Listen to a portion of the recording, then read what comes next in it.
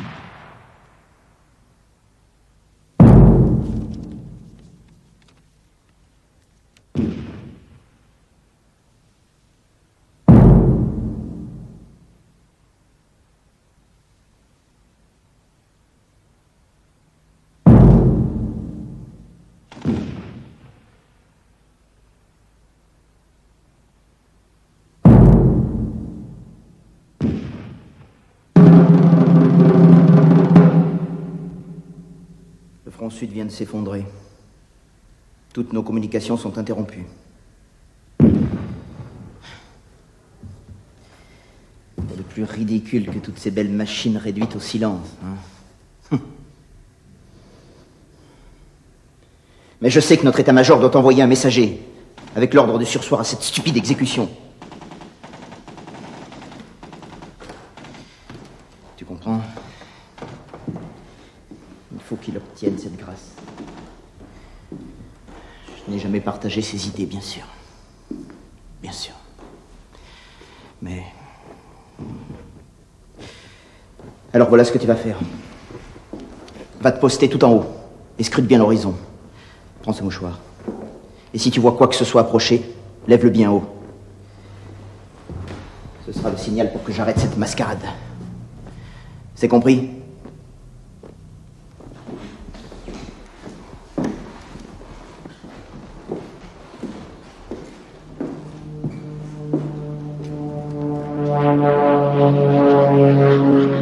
Caporal!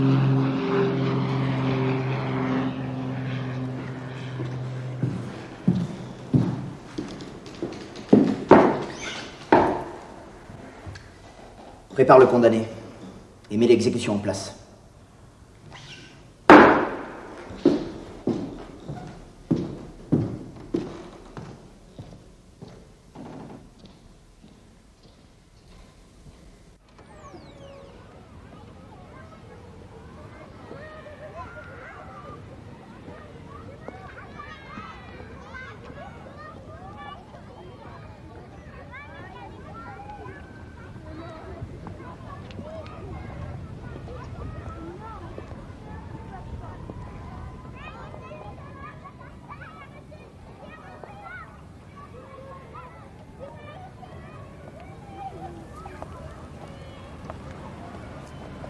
Vous cherchez quelque chose ?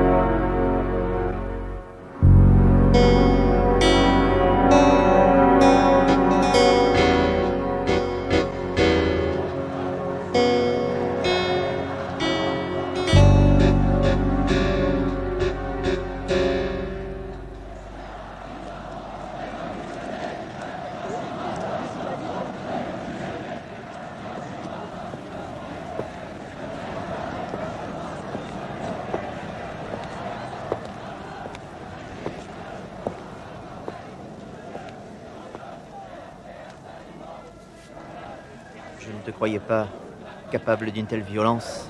Seulement sur du papier. Cette violence, je n'ai fait que l'écrire. Mais tu oses l'étaler sur une scène de théâtre. Une pièce de théâtre, loin d'une scène, ça serait quoi? Tu appelles ça une pièce, toi? Ce délire de mots qui saignent de partout, ça. Ce plaisir que tu prends à décrire des horreurs, des obscénités, des choses innommables, c'est malsain, ça. Nous ne sommes quand même pas en pleine guerre civile, non? Non, pas encore. Ouais, c'est ça, oui. Mais quoi encore? Je me demande où tu vas chercher tout ça. Mais bon Dieu, quel est le rapport avec la réalité? Notre réalité à nous? C'est ton point de vue. On ne fait pas d'œuvre d'art avec des fantasmes, ni des obsessions personnelles. C'est abject. Et je ne vois que ça dans ton livre. Comme une volonté d'exciter les instincts les plus bas de l'homme. Et il y a quelque chose de pourri dans ce pays. C'est vrai. Moi, je me bats avec des mots. Mais un jour vient où même la discussion n'est plus possible. Seulement choisir son camp. Sinon, c'est le camp qui vous choisit. Ça n'a vraiment de sens. C'est ce que tu dis qui n'a aucun sens, tu me fatigues. Allez, on va pas recommencer.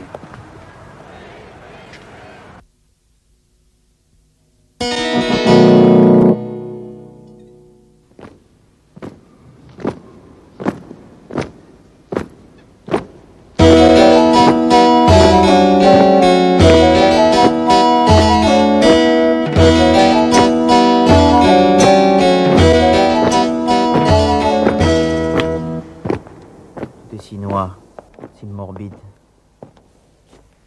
Avec toi, il n'y a pas d'avenir. Les hommes ont pourtant droit à l'espoir, non? Il n'y a pas de jour meilleur pour l'humanité, n'est-ce pas? Ta pièce est Si ma pièce agit sur ta conscience, alors l'espoir est permis. Les assassinats atteignirent une fréquence et une cruauté inimaginables.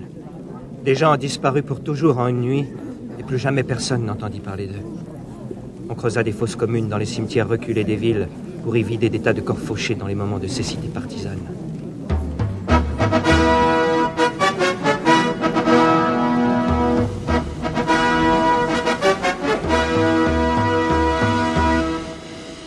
Les pelotons d'exécution improvisés se postèrent partout et fusillaient au nom de l'intégrité territoriale, de l'indépendance nationale et de la grandeur de la race.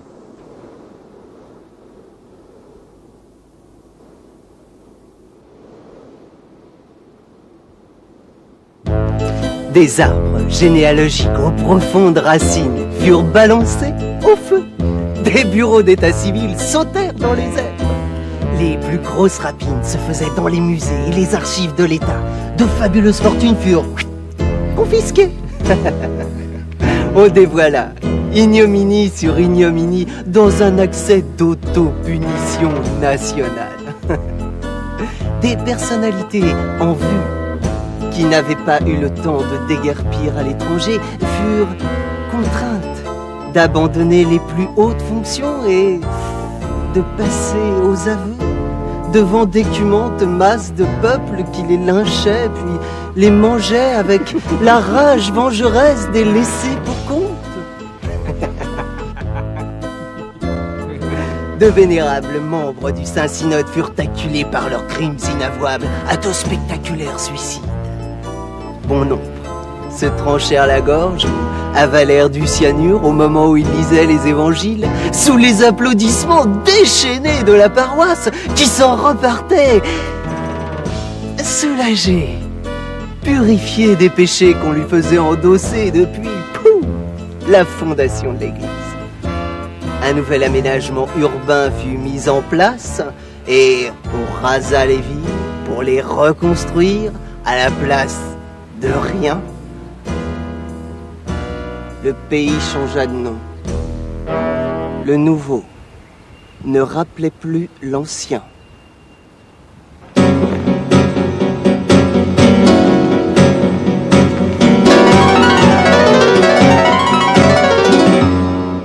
Celui qui n'a pas vu des gens mourir sur les routes, fauchés par une main invisible, ne peut pas comprendre ce que signifie la mort d'un pays. Mais assister à une mort aussi vaste que cet emportement corps et âme de la nation équivaut en fait à épuiser la vie entière. Cette année-là eurent lieu la plupart des complots dans les hautes sphères de l'État. des troupeaux de députés se faisaient acheter et passaient sans vergogne dans le parti exactement opposé, uniquement pour satisfaire des ambitions personnelles ou familiales.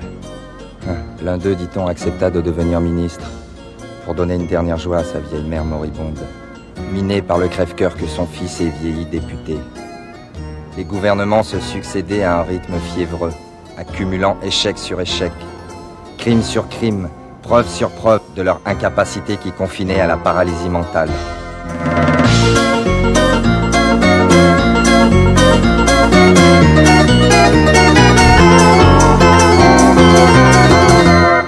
Des mots, encore des mots!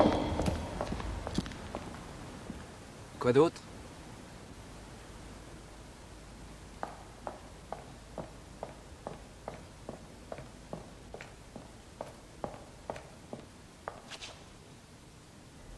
Garde à vous!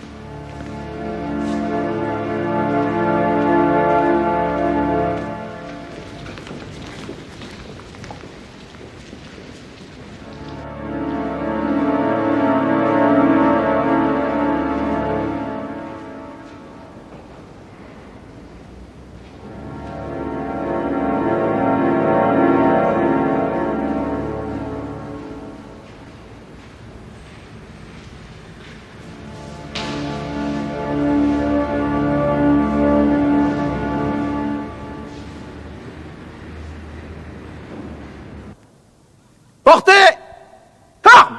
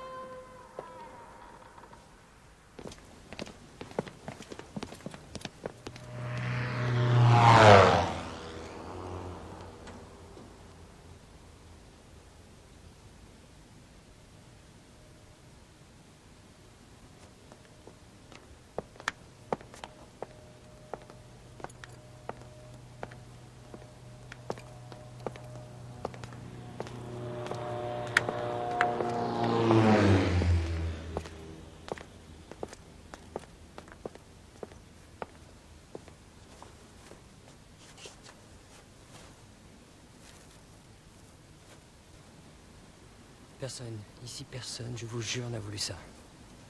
Ne tremble pas. Serre bien la corde. Pour l'amour du ciel, souris. Ah, la jeunesse, elle prend tout au sérieux. J'ai une telle admiration pour...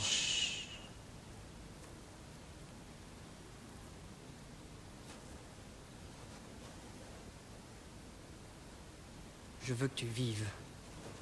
Je sais.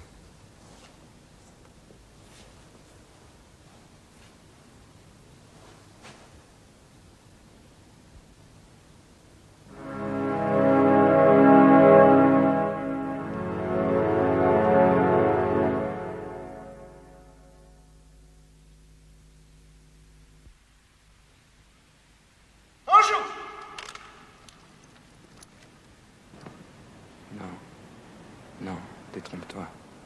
Cette violence n'est pas la mienne. Je n'ai fait que l'écrire. Ah oui? Suis-je bête? Je n'ai fait que l'écrire. Peut-on reprocher au miroir l'image qu'il renvoie? La violence, tu en rêvais toujours. Tu voulais la subir, n'est-ce pas? Quelle volupté d'être rehaussé au rang des martyrs. Quelle gloire! La postérité reconnaissante verse déjà des larmes à tes pieds. Elle a déjà fait ses comptes, rassure-toi. Pour rien au monde, je ne changerai ma place contre la tienne. Il est si réconfortant d'être une victime. Pas de compte à rendre, pas de blâme à recevoir. On peut être tranquille. On a toujours raison. N'est-ce pas?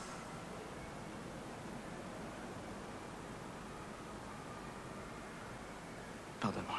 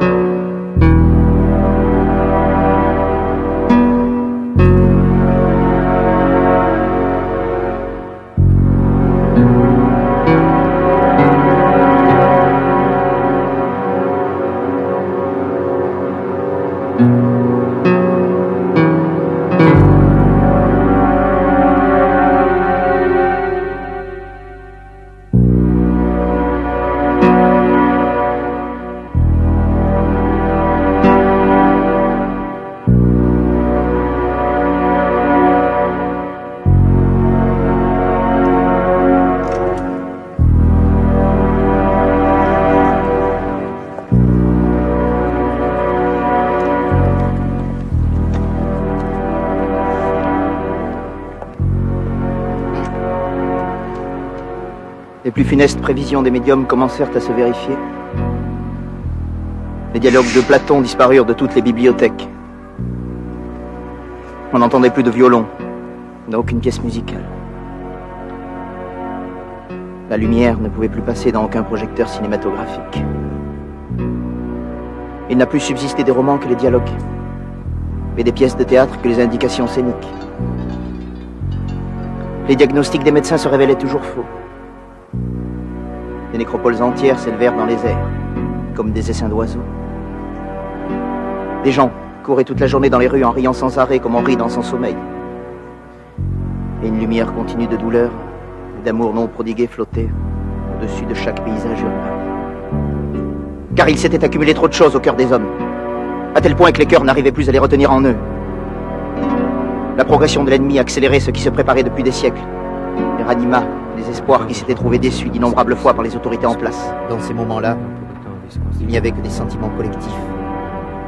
Tous, en même temps, comme une seule âme. Ils sentaient le besoin de s'abandonner à quelque chose qui se précipita sur eux pour leur imprimer des marques indélébiles.